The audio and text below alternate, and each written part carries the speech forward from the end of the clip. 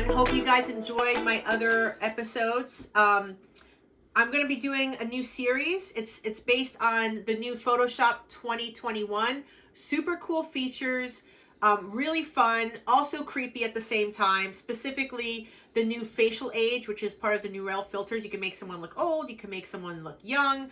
But on the cool side, you have the sky replacement, which you could quickly replace any sky with either your images, or there's tons of stock images that Photoshop has for you that you can use.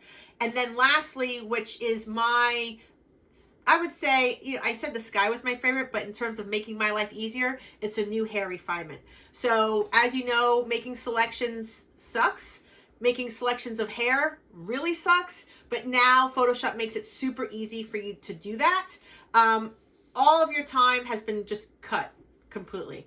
Can't wait to show you guys everything, so make sure that you stay tuned. Don't forget that if you want to hear more about my Photoshop new series, please subscribe to my channel. Make sure you hit the bell icon. You'll get notified when the next episode of Photoshop goes live, and I will see you all soon.